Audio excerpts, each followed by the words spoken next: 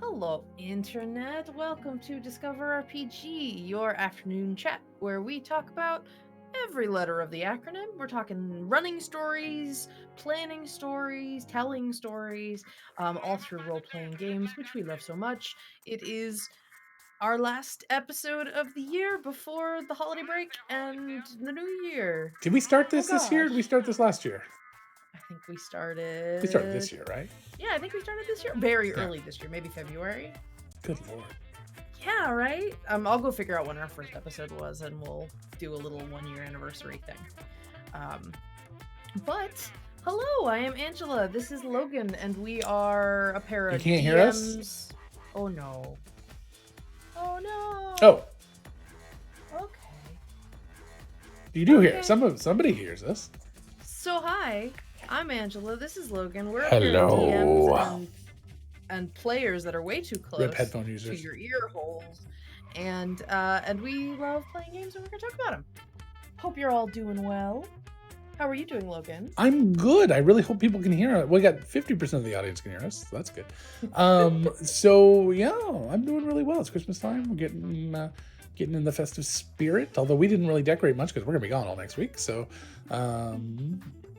it's yeah. So we have some decorations up, which you'll be able to see some of, I think, in our little holiday special for World Anvil and or the other one that we're doing that we have coming up.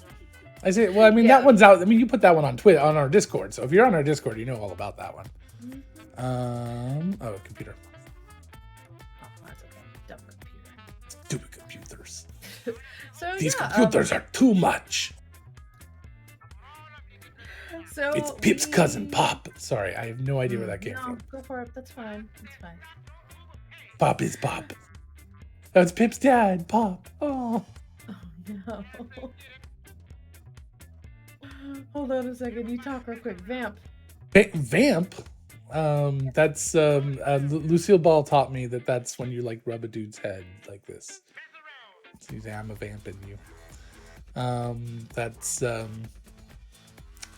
weird, random, strange stuff that you learn when you binge Nick at Night your entire life until they no longer have Nick at Night, which I guess they do somewhere now. So, and Grandfather Pap, I love that. That's perfect. Pip, Pop, and Pap. Pappy. There we go. No. Why did you do that? No. You didn't know. It's okay. It's not You're new. You didn't know. I don't know if you can see that there's sugar cookies behind me. Well, Sugar I meant the cookies sound audience amazing. since we're crocked. No, I checked it. Yeah, no, we can see it. Sugar cookies. Yeah, I thought it was some sort of fancy drink, but yeah, it's definitely sugar cookies. It's. I don't eat sugar anymore, so it's just I'm Did you not turn the volume up, babe? No, you heard the music, so how did you? Huh. Fancy eggnog with a floating cookie would be amazing. We have actually made eggnog at my house. We made it in college. It was a giant vat of eggs and like 6 different bourbons, and we left it for a year, and it was amazing. And then we had it for another year, and it only got better as it aged. It was quite disorienting to just put raw egg in something and then the alcohol. That does not have any particular measurement associated to it. It was a 64-ounce cardboard or growler. Oh, that's pretty big. Growler.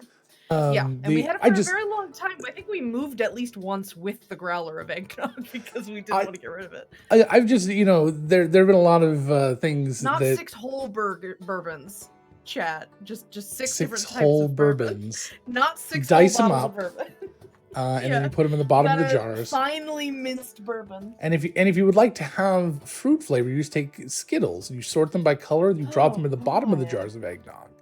And you have this nice rainbow color of. I was talking about language. We haven't talked about that in a while, and I was talking specifically why I checked VAT. That's another one of the. I've been checking words lately about. Not that I've run into this issue, but I know a lot of people do run into issues of rules lawyers at the table who want to talk about language and things. And one of the things I've been trying to do, because I know we're getting more popular and I know we're going to start having maybe some listeners that are like that. One of the words I always use very incorrectly is the word devastate. Devastation, if you say, we're going to devastate you or your population's been devastated. Oh, that's not too bad, because devastation means 10%. Devastation.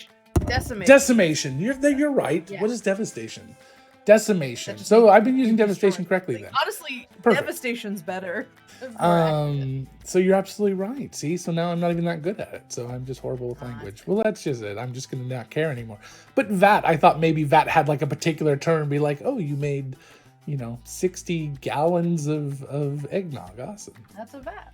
That is a VAT. No, it's not. There is no. It's just a large tanker tub used for holding hot liquid. Usually industrial. Tequila eggnog, apparently. No. I don't like alcoholic eggnog. I've actually tried several. I would love to try yours, but I've tried several, and I've never. Well, you can make more. Yeah, I don't know if we'd ever be able to recreate it exactly because it was very haphazard. We talk about good communities and bad communities, and I was almost a part of a very bad community. This just reminds me of it. There is an organization throughout all of America, and they do different things, called the Society for Creative Anachronisms. And they are basically independent little small groups that are all under this banner. And they do some good things, or there's some good groups, and there's some bad groups. And the one here is that this was a long time ago, 25, 30 years ago.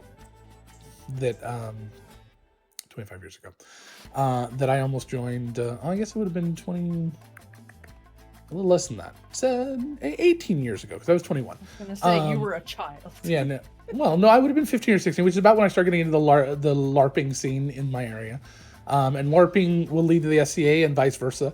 The SCA is basically Boffer sword battles. They don't worry about the role play so much. You go out and you have rules for Boffer swords and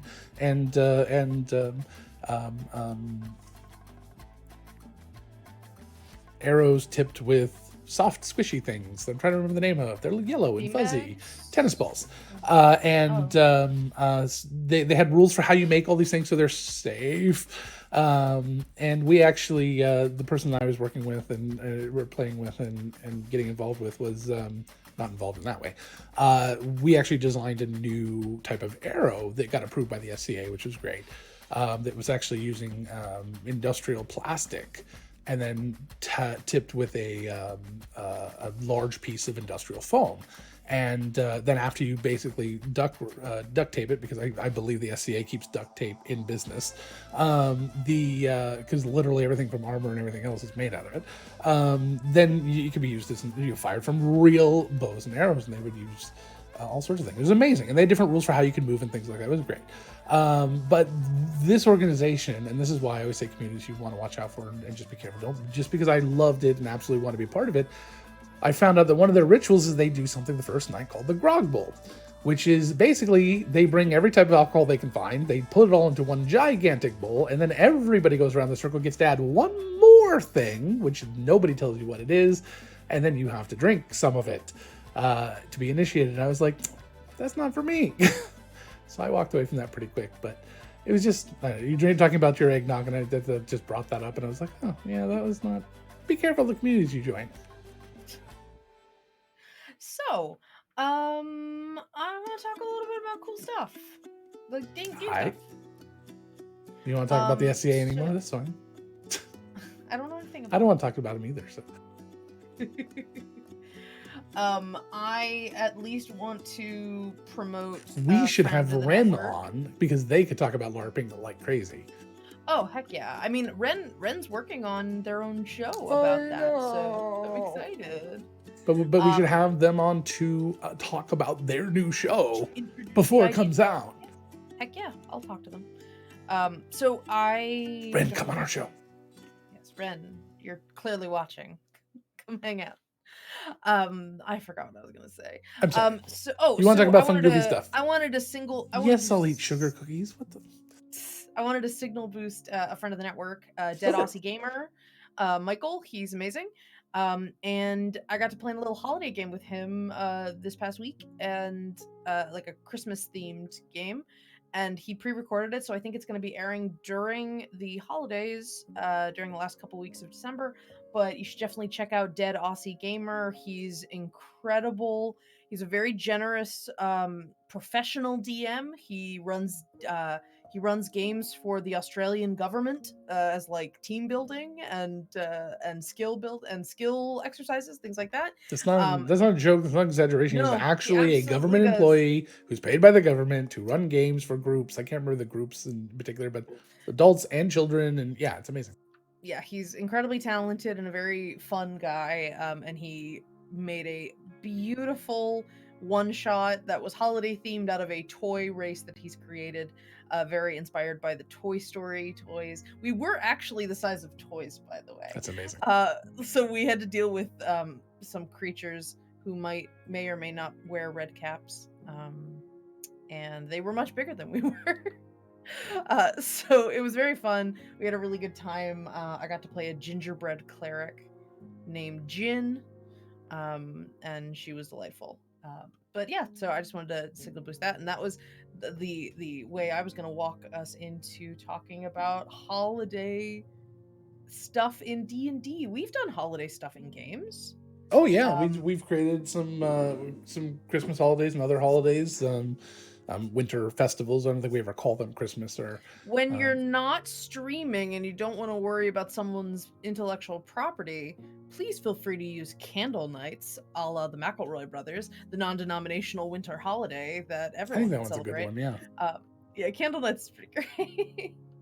I think that one's really good. And it's anytime. You celebrate it. It starts and ends when you want it to. You can have it in July if you want. Yeah, I actually would be really curious to. I think there's another part of that bylaw.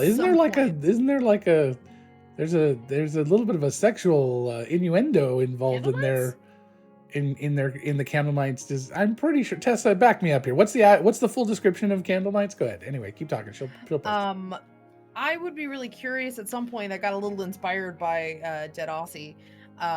Because he was talking about how hot it was where he was right now.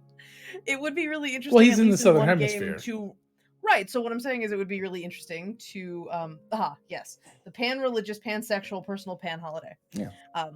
So okay, so no innuendo.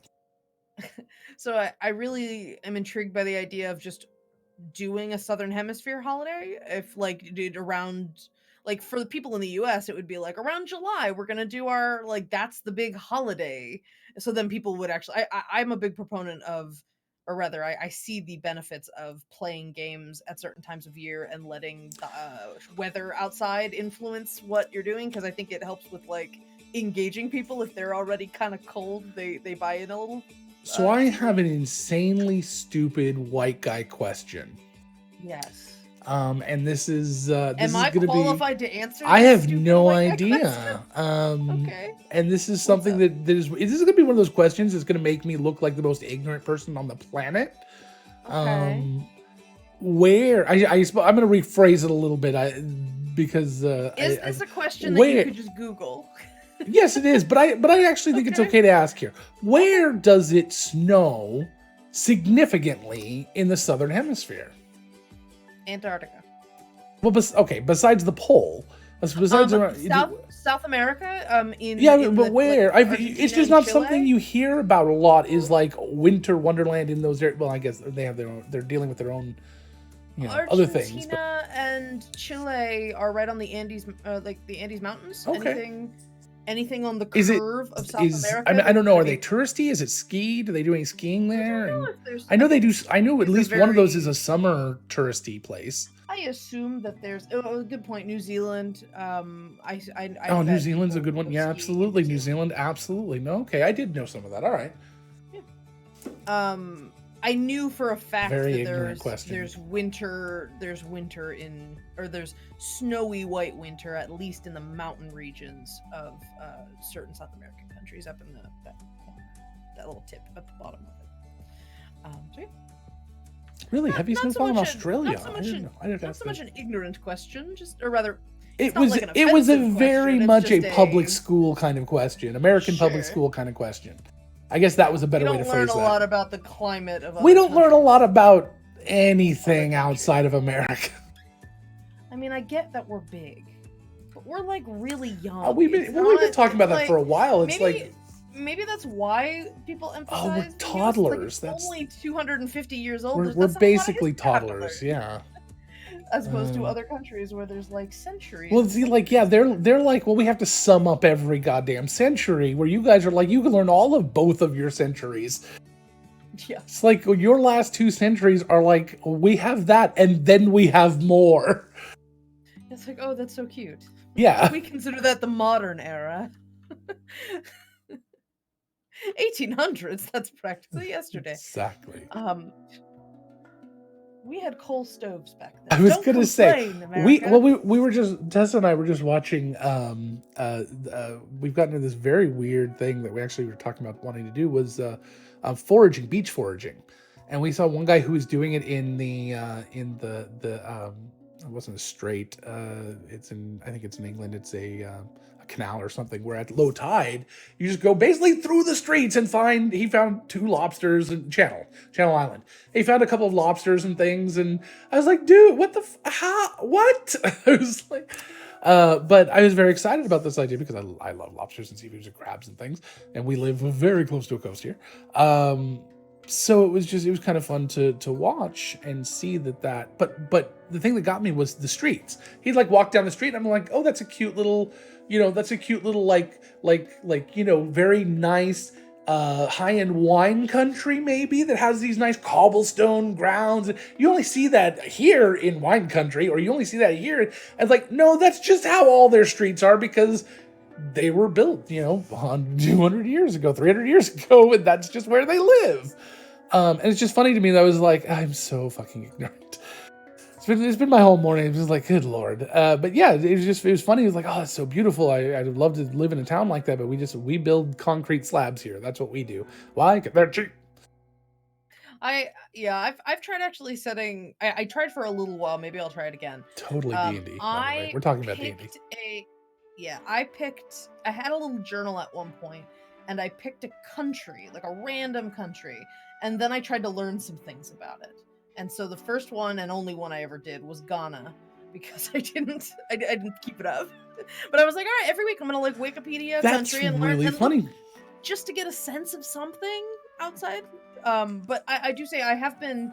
I do have a couple of YouTube channels that I follow that do sort of mini documentaries, and one of them is called Great Big World or Great Big Story, and it is like they go around and produce very nice short documentaries usually they're under 6 minutes, but they'll go to a country and talk to the people. They talk to this group of women in Peru, I think, that they transport ice. What great inspiration for actual D&D. You pulled that back around. That's really good. All of those documentaries, half of the ones I've watched ended up in my D&D reference playlist. That's amazing. So I find a bunch of really cool stuff in there that I'm like, oh, I wish It gives you a view of how people actually have to live in different phases of the not necessarily tech. Yeah, exactly. Countries. You know, and I think that's great. And family and like how they pass things down and and what's really nice is that they're you pay attention because they're subtitled because they're letting those people speak in their native languages and it's just really interesting. I've watched things about like Japanese candy makers and I want to see that. I there's love some candy really makers. cool ones. But Great Big Story is a very cool place. I am hello Heath. I have two very strange things I want to do that are connected. I want to learn how to glass blow, and I want to learn how to work with sugar. And both of those are actually very similar, which is really incredible to me. My uncle I have a lot of other is my uncle has, in my opinion, on a short list, like his resume is the coolest resume. He worked as a brewmaster for Sam Adams for a really long time. It was a particular brewery that had been bought by many brewery companies over the years. But the last one, it was Sam Adams. And he also, in his spare time, makes stained glass. That's very cool. He and his family came down for Thanksgiving to visit and went to Universal with my cousin, his daughter. And he made me and my sister and my mom pieces in stained glass to take home. He makes what are called Moravian stars. They're a particular sort of, like Star of Bethlehem kind of symbology, but they've got a very specific number of points. They're really pretty, and he made one in like an opaque white and one in clear glass, but it has these beautiful bubbles in it. Andy and I have it hanging in our balcony now because they're prisms, so they'll catch the light and shoot rainbows. But he made my mother a massive Game of Thrones direwolf Stark emblem. This thing was seriously like... And he like crafted it and then had amazing. Like all the little pieces to it. It was all metal and then had these beautiful gray and blue pieces making the wolf. It was so cool. I'm like, this is the coolest fucking thing. But like my mom did a little stained glass learning from him when they were younger. And that's what he does. And that's just a thing he does. And he sometimes sells them, but he mostly does them for gifts and for his own. Thank you, by the way, for the description for the next time Pan is around. But catches light and shoots rainbows is definitely always finds his light and shoots rainbows. Absolutely. That's definitely going to happen. Tessa's biological father adoptive father did stained glass. It was very, very cool to see his work and to see, having not seen him do the process, but seeing other people do the process is really incredible. But again, if you have a passion like that, see, here's the funniest thing. I know a lot about glass blowing. It's very different to actually be doing it, but I know a lot about glass blowing. I've never used it in a game, not once. But how cool would a magical glass blower be? Like, I'm just trying to think of all the things I could do now. I just never connected to take that hobby and turn it into something in game. Think about the idea of making, little tiny figurines that you smash to release it's a beautiful piece and it has the essence of whatever it is, and when you break it conjures that thing, and it's like this little moment. And then making defective ones that conjure them, but they're still that big, and so you have a tiny little elephant, and then everyone falls in love with them. They go back and buy them all, and they start summoning them just to see which ones are the defective ones. It's like holograms. And then all of a sudden, there's like thousands of these roaming animals around. Then they're going to get hired to go and hunt these animals while they get to keep all the little tiny pet ones themselves. Darjet, that's awesome. Darjet actually has a magic glass craftsman planned in their campaign. That's amazing.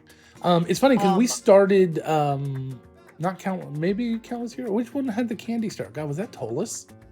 Was the candy? Holy hell! Okay, that wasn't streamed. We did a candy festival, a magical candy festival. I didn't have a glass blower in that one either, or a sugar blower. I didn't even think. It's okay. I'm gonna put in chat really quick. This is an unlisted link. Only people here in chat will find it. This is my D&D reference playlist. All the stuff that I found that I've always thought was really cool. There's like neat stuff in there. If you want to look at it and crib off it for your own campaigns, please do. So what are you doing for someone who's on YouTube? That's horrible. They can't. What? 2 weeks from now, this won't be here anymore. That link won't be here anymore. You're like, they'll never be able to find it. No, I'll make it public. It'll be fine. Okay, all right. Well, then now these people don't feel special, you know? I'll make it public after this video goes. All right. You have to hunt it down. But yeah, so I literally, number 4 on this list, the Candy Craftsman. Korea's first family of a classic snack. Oh, okay.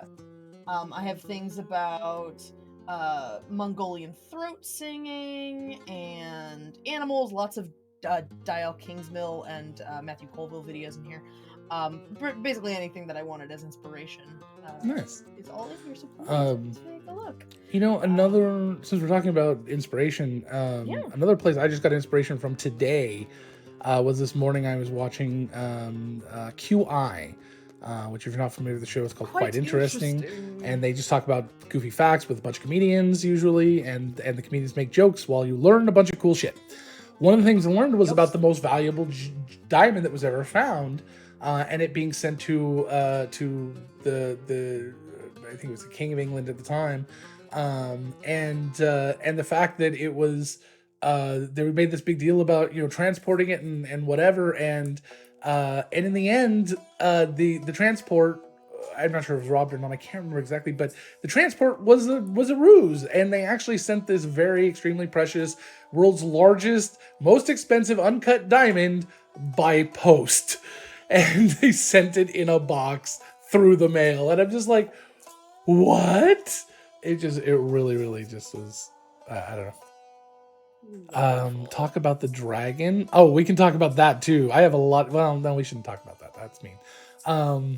I learned something that had. Fine, we'll talk about it. I used to be a Christian. I'm not going to disparage Christianity right now. You believe whatever you believe, that's fine. But I used to be a Christian, and something I'd never learned about was there were rejected scripture from the Bible. I had no idea that anybody got to decide which of these words of God got to be brought in or not. And I learned one of the coolest things, but also maybe for people out there like me who might have stuck around a little longer with this kind of stuff, something very depressing. Do you know why, Angela, there's no dragons? No. Because Jesus, as a child, met them, and they looked at him and loved him so much they decided to retire.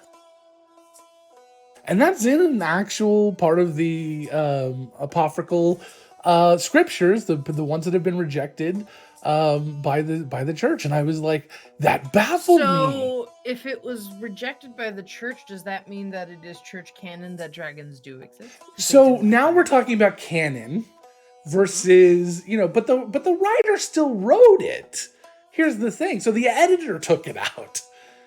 And as we all know, not necessarily okay, so it's very important. This is one thing I did learn from the History Channel before they started talking about like aliens and stuff. So, what you would consider, oh my God, Heath, the JCU. God damn it. The JCU. But to even think about the idea of an editor is to speak of the I can hear my wife dying in the other room. Yeah, the hundreds and hundreds of years of retranslation and Oh no, this isn't retranslations. No, I'm saying like the concept of the editor. That's all. Well, this was specifically a group that I guess there's been 2 or 3 different times where they have stopped and gone, here's everything we can find. And these aren't lost scriptures. They exist. They've not denied they exist. These are things that were written by the people that wrote the other parts of the Bible about the life of Jesus Christ, and then they decided that these parts don't fit. Like Jesus killing children because they bumped into him in the street. Or turning them blind because they splashed into the water next to him. Because as a child, if you have magic powers, you want to send people to the cornfield. But but all of that, they decided that's and I'm not disparaging Christianity. I just thought it was fun to find out this stuff and go, how cool would it be if you need to change or introduce something new about your God, to be like, here's a bunch of shit we decided not to teach people about this God that people could find. And it's just that another thing I pulled from Q. I just knew inspirations to pull into the game. I just thought it was very fascinating. But honestly, had somebody looked at me and said, in church, the reason why there's no dragons is because they fell in love with Jesus and decided to retire, I might still be a Christian. If dragons had been included. JCD&D. Wow. Okay, so I did a thing that I normally do, which is raid DM's Guild, pay what you want, and get some samples, which I will pay if I decide to keep the samples. Yeah. But lots of holiday stuff. If you search holiday or search Christmas or whatever, holiday is usually a little easier. You will find a bunch of stuff. And I wanted to share a couple of things that I found that I thought were super duper hilarious and wonderful. I adore the first one. So I found How the Rogue Stole Midwinter, which is a character subclasses for the holiday season. Nice. They are wonderful, made by Mackenzie de Armas. And okay, so let me pitch these ideas to you, Logan. A druid who believes that the natural world is not at odds with construction. In fact, making things out of the natural world is just a natural, it's just the next stage of the natural order of things. After all, nature itself perpetuates a cycle of creation, so why shouldn't we also work in its image and make things? This is the circle of the toy maker. Okay. I love the idea of making, like, maybe not making something too industrialized, but the idea of maybe making things out of driftwood and carving and things like that, as just using what would be like maybe the dregs of nature, not like cutting an actual tree down, but you find a stick on the ground and you make it into something, because it's just going to be a stick if you don't make it into anything. Yeah. So what you learn to channel your druidic magic into making, I'd probably homebrew this a little, into creating small mechanical toys that get to do stuff. You can make like a dragon, a dragon, an owlbear, and a unicorn. And you can you can command it to move, and then a nearby creature touches it and it gets something. So like one of them is it heals, one of them is oh, actually, the dragon spurts fire, and the owlbear gets multi-attack, and the unicorn heals people. Okay, so I want to. So what do they have to do? They have to touch it to activate it? It says when the toy is active, you can use your bonus action to command it to move.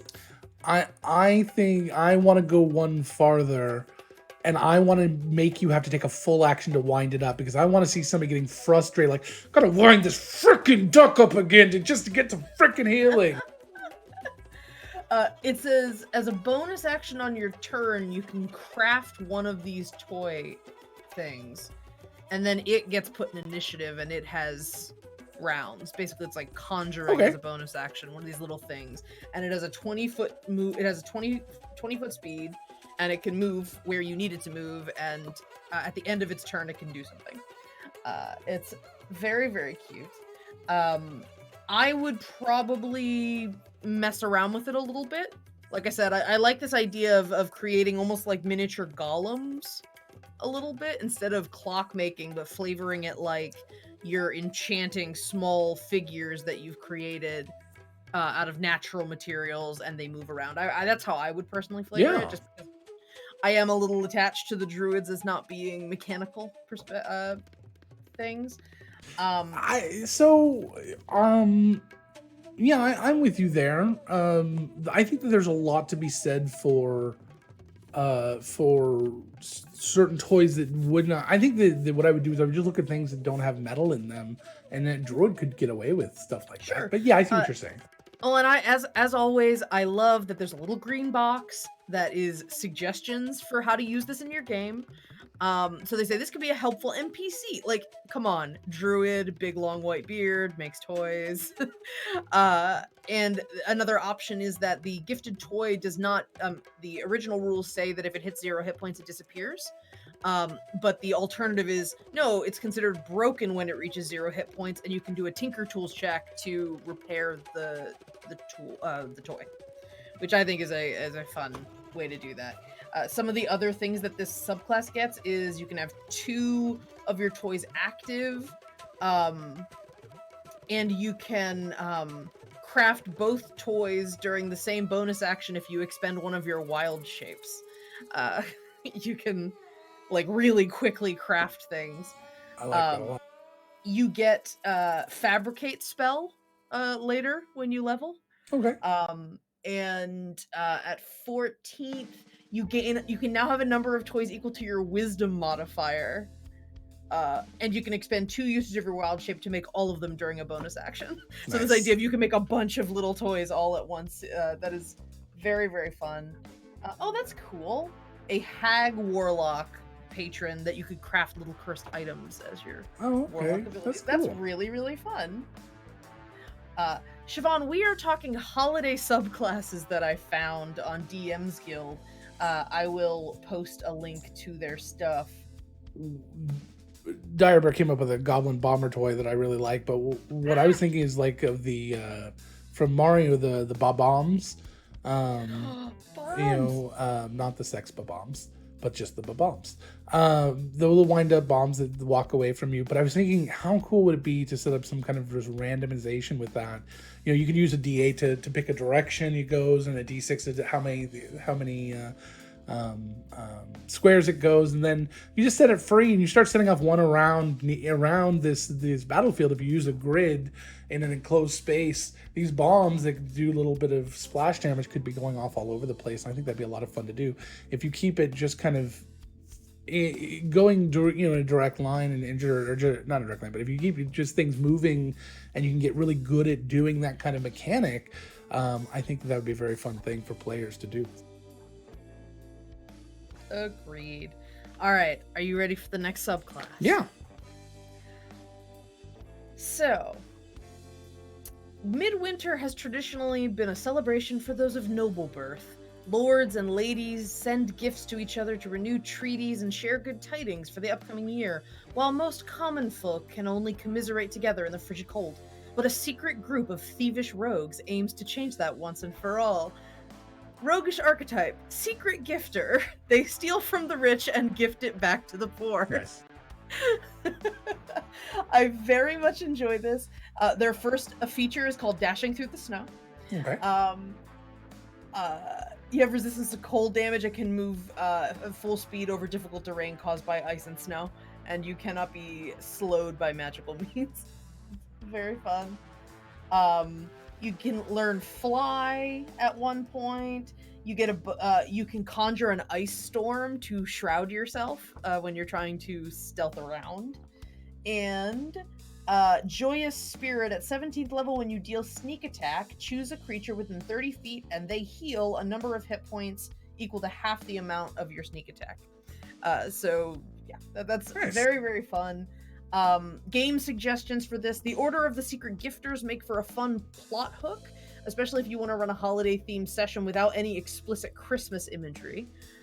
Perhaps the local nobilities recruited the PCs to investigate a series of robberies, leading them to discover the existence of the Order. Will the PCs attempt to fight the Secret Gifters and return the stolen gifts, or will the PCs join the Secret Gifters' cause and turn on their benefactor? Nice.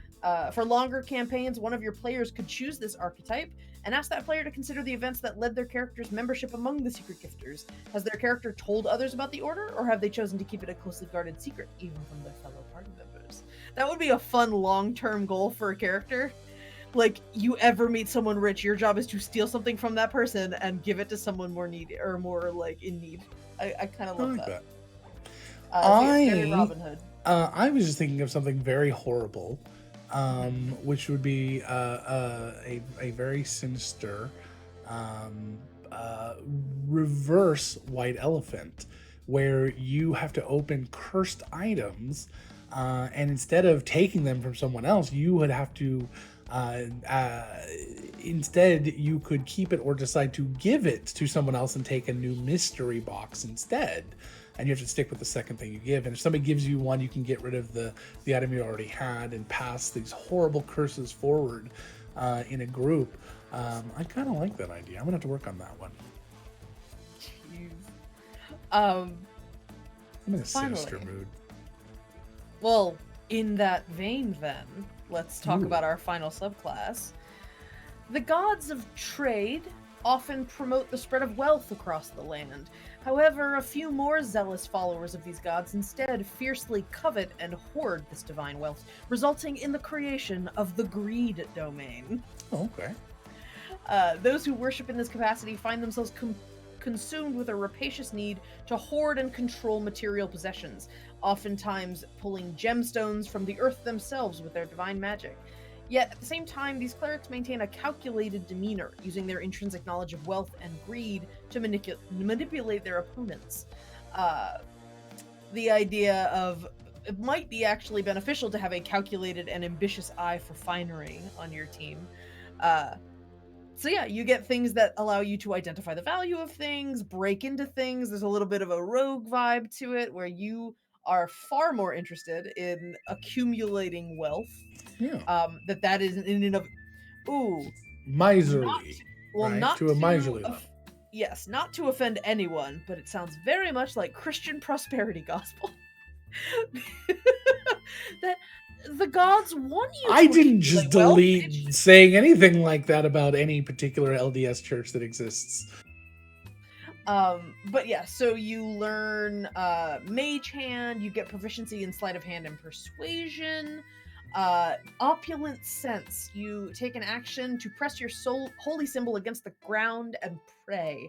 Choose an amount between 250 gold and 1,000 gold, and for the next hour you can sense the presence of any object worth more than that target within a radius of 1 mile of you. It's nice. Like sense wealth. This sense includes magical artifacts worth more than the target amount, as well as collections of money, such as a vault filled with loose coins, totaling to more than the target amount. And this sense reveals the approximate location of each object, as well as each object's worth, but you receive no other identifying object information about the object.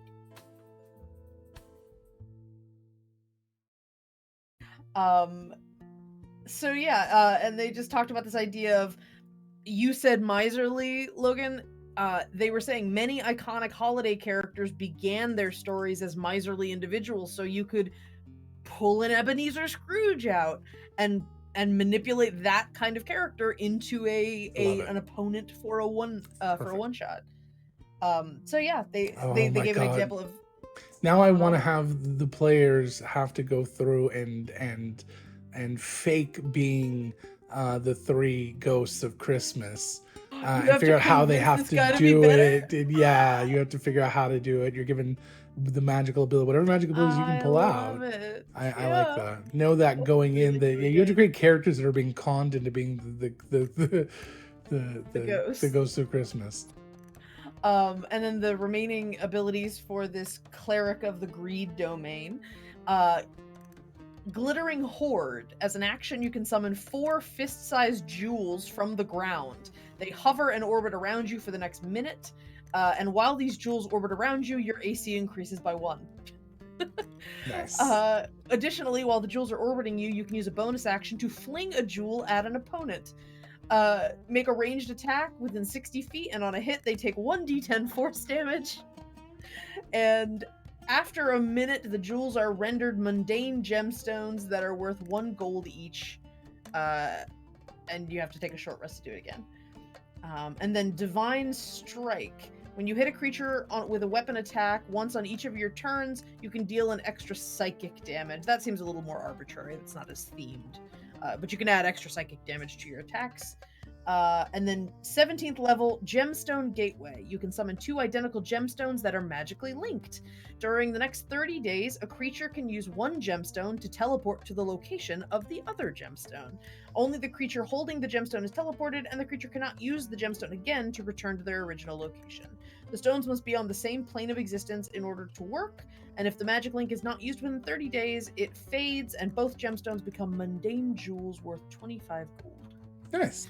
That is interesting. I'm intrigued by these, but personally, I think out of all of them, I'm most excited by the rogue concept. It is a built-in, packed-in motivation for your character, that you want to be all Robin Hood. You are intrinsically motivated to redistribute gifts and things of value and of sentiment.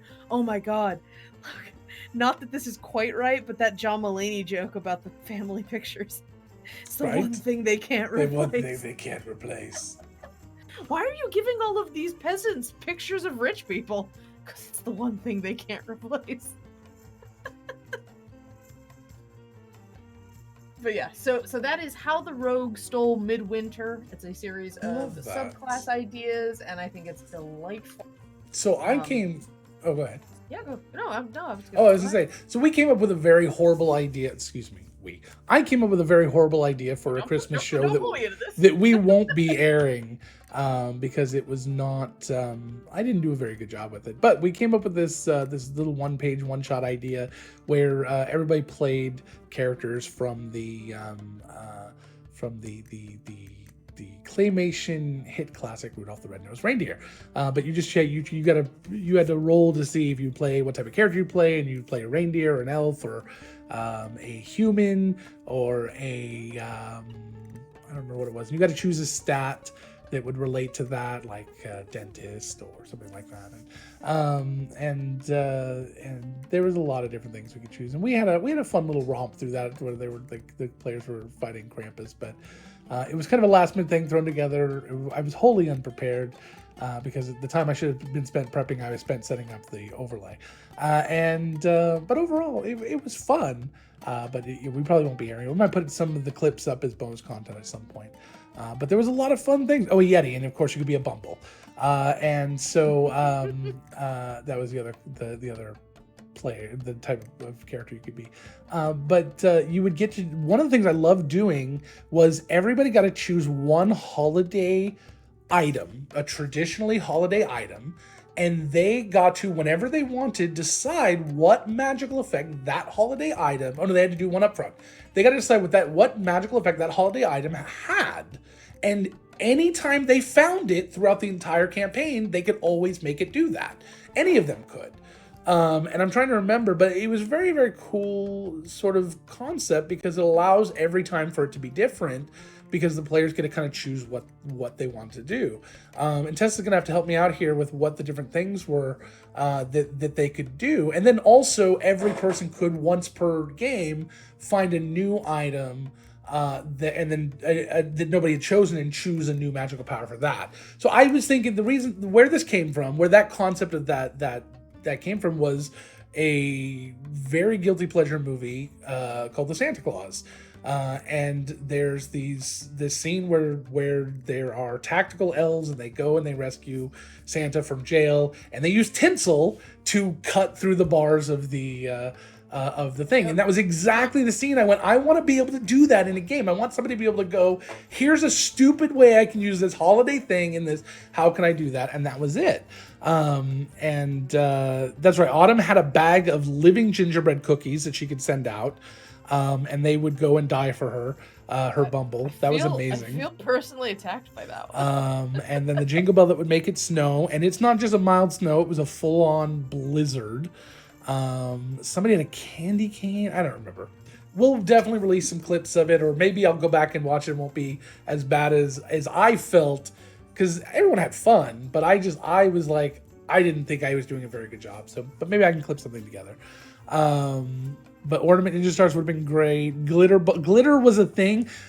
So one of the players, and I'm not going to say who, but one of the players doesn't celebrate Christmas, doesn't celebrate the holidays.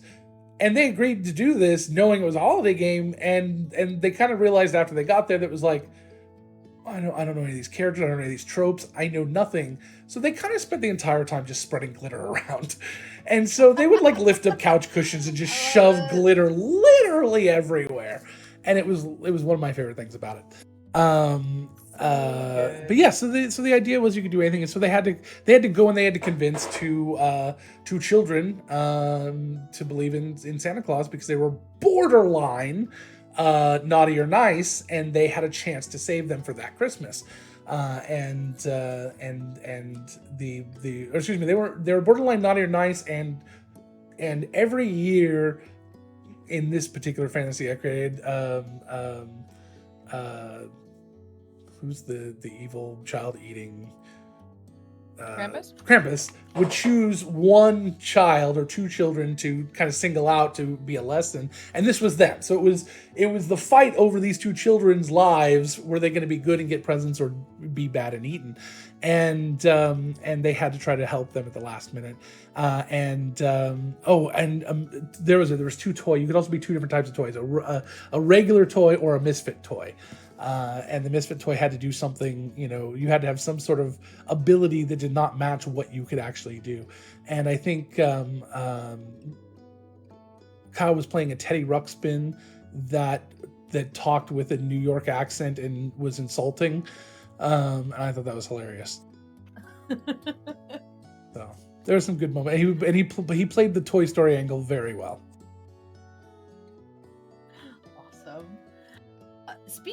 Speaking of a couple of things you were talking about just now, and earlier when a hag Warlock Patron was mentioned, I found a really fun Warlock Patron, the Joy Giver, who I would call the Yule Father or the whatever, but the Joy Giver is basically Santa. Yeah, it's a fae, a mysterious spirit of generosity. And you're tasked to spread joy wherever you go, and that sort of thing. Yeah, the Hogfather. There you go. I really like this Warlock Patron because it does a really nice job of taking already existing D&D concepts and spells and features and theming them so well to this in ways that I wasn't expecting. So when you take it, you get the Gifts of Joy. You can choose artisan tools to be proficient with. So tinker's tools, carpentry, things like that. So you get some sort of creation tool proficiency. But then you have an ability called Checking the List. You can cast Detect Good and Evil without spell components or slots. Nice. That's such a good one. Such a good idea. Then this is called Glitter Step.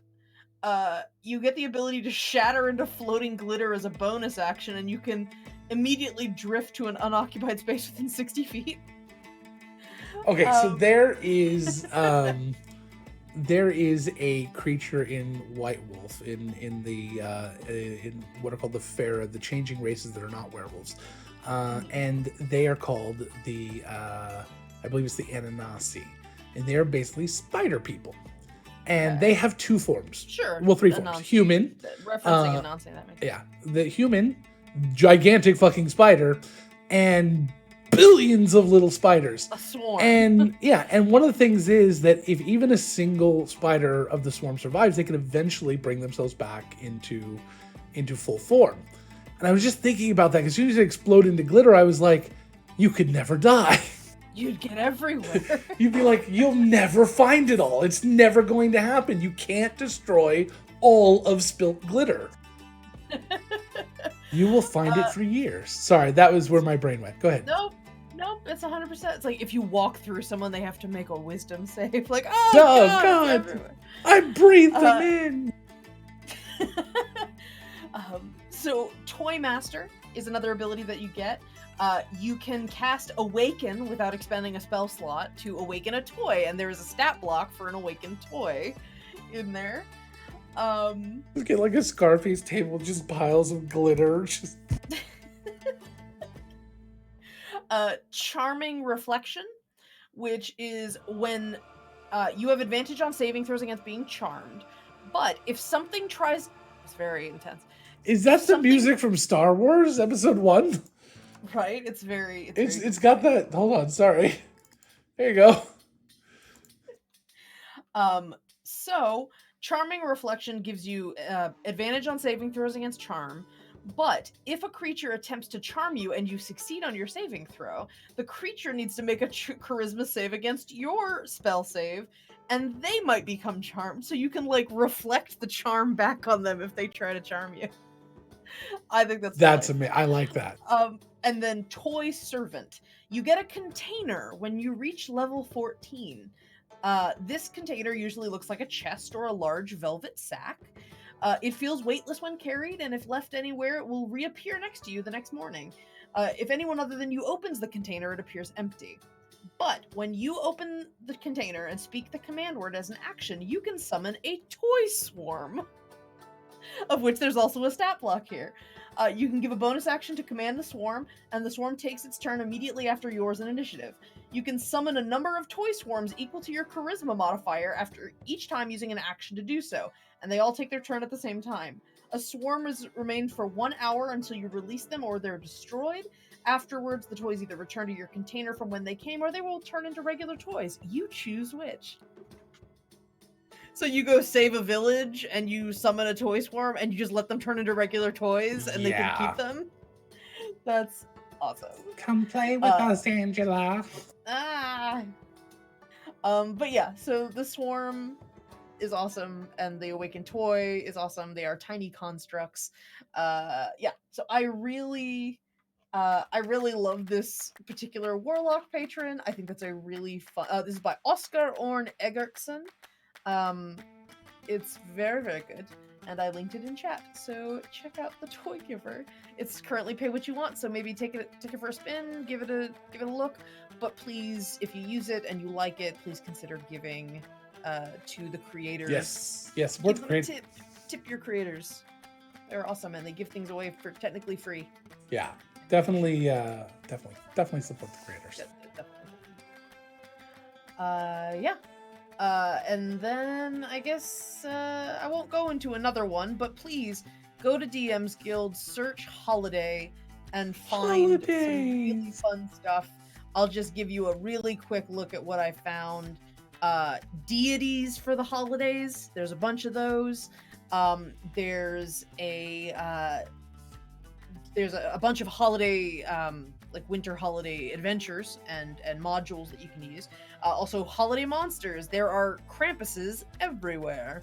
But this holiday monster one that I found has the Krampus, Santa Claus, Jack Frost, Yule Cat, a Fey Treant, so a Tenenbaum that will attack you, a March of Broken Toys, and a Snow Golem. Basically take anything from the holiday special, the Claymation holiday specials, and turn it into a D&D monster. That is what my takeaway is. Because I think you should have the Abominable Snowman as he looks in those Claymation movies. Just that guy. I like him. So yeah. Oh yeah, definitely. Crap, I have to look up his name. Oh, the guy who made it? The narrator. Oh, yeah. Burl Ives. Right. Good lord. Burl Ives, yeah, good call. But yeah, so I'm very excited. I don't think we're really gonna get a chance to play a real Christmassy game. You know, we've said that, and then all of a sudden we got a night that we're like, let's do something.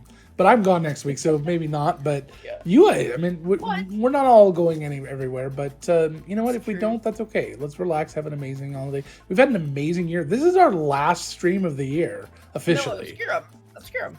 I meant the director's on. Oh, so this is literally our last stream of the year that the director's on. So that was 2019. That's a wrap for the directors. I got one show I got to run with Obscurum. That'll be our last show for the network. And we're going on break till January. And we're going on break. I think we can officially announce that we will be at Wondercon. We got our table approved. Yes, we officially got our table for Wondercon. We will be at Wondercon exhibitor hall. So we will be hopefully demoing out some entertainments. We'll have if people are interested, we'll have some autographing. If we've got some shows that people want to see people there on. I know a lot of the shows will be there. We've got people flying in from Europe, I believe, to be there. I don't know if that's official yet, but they came last year, and I know they're working on. I'm pretty sure they have other reasons to come this year. We have saved a space in our communal. Yes. Siobhan, Wondercon is in Anaheim, California. Anaheim, and that is our Nerdsmith's official con. That's the one we always go to. That'll be the one we're always at. We also try to hit. What's the one up north that I couldn't make this year? PAX? No. The other one we went to this year. Sorry, Rose City. Rose City Comic-Con. And then I think we're going to be talking about adding Dragon Con, possibly. Or at least being there. Yeah, I was going to say, at least being there, not necessarily trying to do a table. But the Wondercon's a place we do a table. Last year we did a party. We'll do a meetup. We're not going to do a big party. Because we're paying for the table. Funny, yeah, in my head, when I think of like my top 4 cons that if I had a little bit of extra cash, please support us on Patreon. If we had a lot more support on Patreon, we could afford to go to specific cons. We go all over the place. Heath, I'm going to be at Dragon Con this year. I've already bought my tickets, so please hit me up. It would be awesome to I will not be at Dragon Con. Well, we have a bunch of people. I think Rev might go again, so I might be able to see Rev again. I think one of the big goals for me would be to get to Gen Con. I was going to say my 4 right now are, because I've gone to them or I want to go, is all 4 corners of the U.S. Rose City Comic Con in Portland, WonderCon in Anaheim, Dragon Con in Atlanta, and PAX Unplugged in Philly. And we were I believe we were invited to do a panel at Big Bad Con in Louisiana. Was that it? Oh, that would. But we had to decline. It was just too much of a trip for us. There was some scheduling issues, hiccups. But I know Big Easy Con. Not Big Bad Con. I'd love to go to Big Bad Con. Big Easy Con, which my understanding was very successful with the new owners. Went very, very well, and they expect a huge uptick. Same people that do Rose City, so if I remember correctly. So so it's good people. But that'd be another one I would love to get to. I know Tessa would absolutely love to get down there as well. Yeah. To Louisiana. I will say, from where I live to New Orleans, some of the cheapest airfare that I've seen from my area. So it is actually relatively affordable for me to fly out to New Orleans. If you guys didn't have 1,000% humidity, I would consider living in Florida. Oh, and alligators. And hurricanes. I can live with the weather. I don't leave the house. I could live with Georgia if it weren't for things. Yeah. But makes you see red. I don't. Well, I will say this, my plans for the Christmas holidays is I'm going to Atlanta, and I'm going to see, I don't know if it'll be possible, but I'm going to see if me and Andy can go see Anne from Kajari's Curious Crafts, because she lives in the Atlanta area, and my friend Zach, who is part of our Packless Patrons project, and he also runs some stuff with the network. And he runs Kill TV. So Loaded Jokers is his campaign, and I think Andy and I are going to guest again the weekend we're there. I need to follow. But Andy and I are going to guest again on their show. Nice. I think it's a holiday themed show, so we get to play something silly. I'm very excited. We don't know what we're going to do yet, but last time we had literally a day notice to make our characters, so it was fine. Awesome. So yeah, thank you so much for everyone joining us for this, our last Discover RPG of the year. Sorry, I was going to say one more. Tessa has family in Chicago, so I would say Chicago is probably on our list at some point as well. I don't know what conventions go on there. Doesn't have to be limited to like only 4. If we can break up and all go to different. We're gonna break up. Cover a lot of ground, yeah. Break up the party. We're gonna split up the party. Split the party. Okay. We're gonna split the party. That always goes well. I have no idea what conventions are there, though. That's the only thing in Chicago. We're going to make some assessments. I think in the next 2 years, I think we're going to really buckle down and budget out what our con schedule will look like over the next couple of years. And the best way that you can help is by supporting us directly at patreon.com/nerdsmith, where you can get all sorts of bonus content, especially starting next year. We're doing a lot more bonus content. Every show on the network will be adding bonus content to that beautiful list of bonus content that we have on there, and we will be doing a lot more for our shows as well. We'll be doing community events in Discord. You can tell people about the network. That's one of the biggest ones. We're trying to grow. We'd like to double our numbers within Q1 of next year, as we're starting to see this kind of bell curve up ramp. So we would really like to see that. If you could start spreading the word, tell friends about us. The goal is that everyone's going to feel safe. Everyone's going to feel happy here. We're going to try to help and warn you if there's anything horrible going to happen in a game or anything like that. So, we're going to try our best, and we're going to add new shows next year. We're going to be re-upping a few of our shows. We're going to say goodbye to a few shows. That's okay.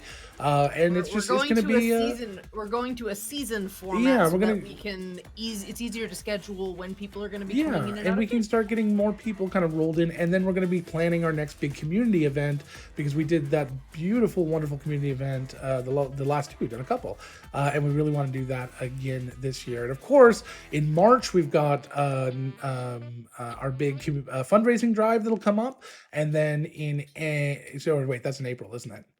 That is literally okay. Is that literally the weekend that we're going to be at WonderCon? Is when we're supposed to start that fundraising weekend? It's a couple of days after. Okay, April so we're going to get back from WonderCon and be starting our fundraising, which will be a lot of fun. So we'll see that. Honestly, I think that'll be if we're planned. If we have it all set, it'll be great. But we'll have some community events then. Is the big thing. We'll have like an energy surge coming right off the con, maybe, hopefully. Join us on Discord if you are a Discord person, or even if you're not. It's a great place to get updates. Follow us on Twitter at WeAreNerdsmith on Twitter, because that's the best place to get updates there. You can join our Facebook group. It's not incredibly active, but we're looking to get a little more participation there. Yeah. And you can see all of that when we do an exclamation end in the chat. I tried, and it looks like the bot's If you have any comments, questions, or concerns, we ask that you share those with us. Please, we really do want to hear anything you have to say about the network, how awesome it is. I mean, anything you feel, even if you want to put it here, go to our website, make a comment, send us a note. We want to learn and we want to grow. We want to be better. What do you like about our shows? What do you not like? What do you think we can improve on? We're not going to take every suggestion, but it doesn't mean we're not going to listen. We're going to listen. We're going to think about it. We're going to talk about it probably longer than we should. I guarantee you that. And because we I have one last thing, just as an additional plug. One, the bot doesn't work, so I couldn't do the end code. Two, I wanted to say that if you have not already, please check out the link above in the chat to go to patreon.com. The one day I don't check it. Patreon.com/nerdsmith. The bonus content is going to start ramping up a lot more next year. We're going to start kicking out new stuff. I know this year we've been sort of bringing our original bonus content collection over to Patreon so that you can experience it if you hadn't been a subscriber before. It's just a lot easier to get access to it on Patreon, and we have a couple of new pieces that you can look forward to this year. Right now, you can check out Shenanigans, our new experimental form of content for RPG campaigns, where we have an audio narrated downtime for two characters, myself and Tessa playing Adelaide and Bonnie on Shenanigans. We did a little 10-minute, I think it's like a 13-minute it was really RP. good. We text RP together in a chat, and then we decided we wanted to narrate it, so we turned it into like a little audiobook. Beautiful. So we're talking about doing a little bit more of that type of stuff in the future. Yes, I think that and with season running... or with campaign 2. Yes, I'm so excited because I love doing that. And the other thing is, eventually, I think soon when we can, we'll be recording our first official Shenanigans bonus content series, Puppies of Mystery, which is based off of the fictional book series that we have in the game. Right. So you can experience us playing puppies, solving mysteries. It's pretty self-explanatory. I hope we play many one-shots where we can play lots of different kinds of puppies and not just the same puppies over a long period of time. No. It will be different. It'll be different every time, except maybe we might rotate a few in and back out. Yeah. It'll just be, but they're all going to be single one-shots. They're not going to be, you know what? I'm going to say this. We're going to do one, and we're going to see how it goes. Sure. And if we all enjoy it, we'll keep doing more. Or we can pass the torch to somebody else. If somebody else wants to play it, we can let someone else in the Nerdsmith community run it.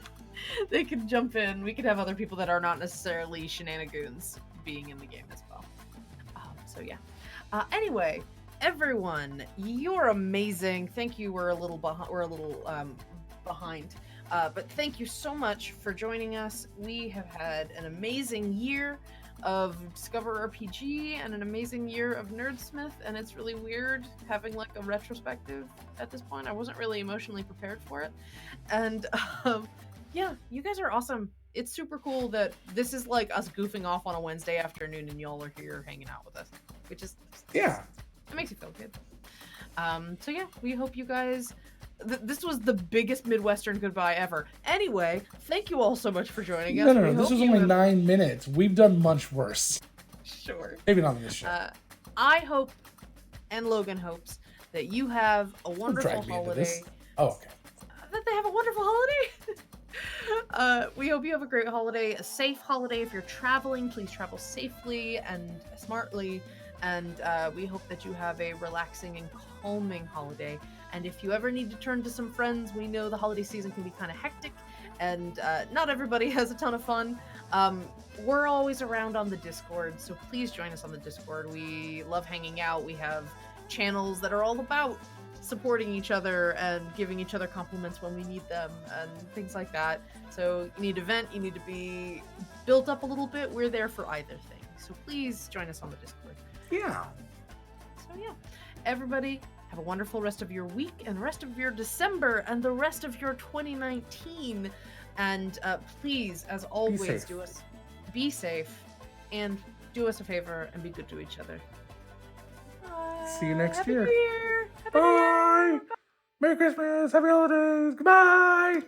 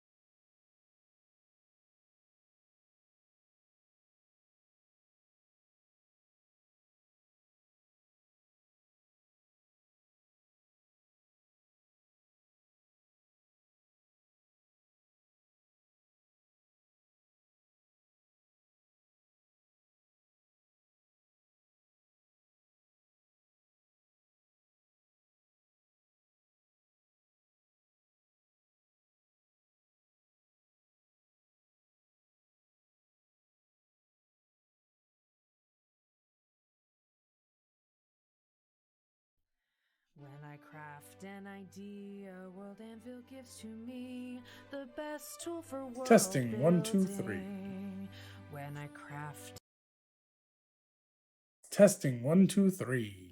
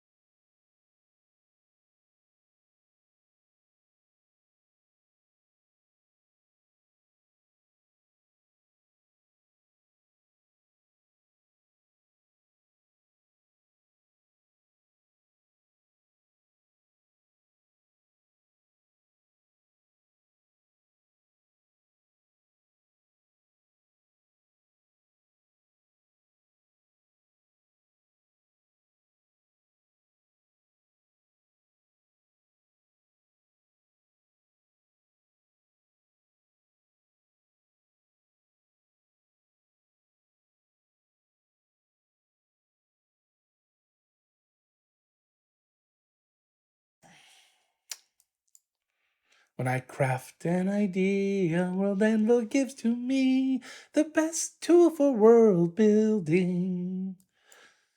When I craft an idea, World Anvil gives to me the best world for... When I craft an idea, World Anvil gives to me the best tool for world building. When I craft an idea, World Anvil gives to me frequent new features.